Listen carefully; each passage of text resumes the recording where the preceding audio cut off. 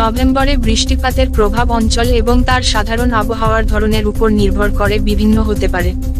যেসব অঞ্চলে নভেম্বর শীতকালে পরিবর্তনের চিহ্ন দেয়, সেখানে বৃষ্টি জলের উৎস পুনর্নবীকরণ করে, কৃষিকাজের উপকার করে এবং স্থানীয় জলাশয় পুনর্ভরা করে। এটি শুষ্ক গ্রীষ্মের অভিজ্ঞতা অর্জনকারী অঞ্চলগুলির জন্য অত্যন্ত গুরুত্বপূর্ণ হতে পারে, কারণ এটি মাটির আর্দ্রতা স্তর বাড়িয়ে এবং জলাধারের স্তর বাড়িয়ে খরা পরিস্থিতিকে কমাতে সাহায্য করে।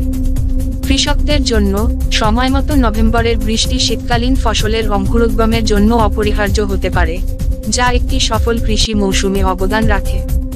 তবে এই মাসে প্রচুর পরিমাণে বৃষ্টিপাতও চ্যালেঞ্জের সৃষ্টি করতে পারে। যেসব অঞ্চল বৃষ্টির বড় পরিমাণ পরিচালনা করার জন্য সজ্জিত নয়, সেখানে নভেম্বরের ঝড় বন্যার কারণ হতে পারে, যা বাড়ি, অবকাঠামো এবং ফসলের ক্ষতি করে। বিশেষ করে শহুরে এলাকায় অতিরিক্ত জল পরিচালনার সমস্যা দেখা দিতে পারে, যার ফলে যানবাহনের চলাচল ব্যাহত হয় এবং ড্রেনেজ সিস্টেমে চাপ পড়ে। উপকূলীয় অঞ্চলের জন্য নভেম্বরের বৃষ্টি ঝড়ো ঢেউয়ের প্রভাবকে আরও তীব্র করতে পারে, জীবন এবং সম্পত্তির জন্য ঝুঁকি তৈরি করে।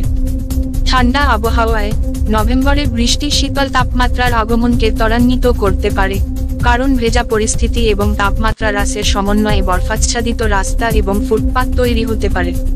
এটি গাড়ি চালানো এবং হাঁটার জন্য ঝুঁকিপূর্ণ পরিস্থিতি তৈরি করে, দুর্ঘটনার ঝুঁকি বাড়িয়ে দেয়।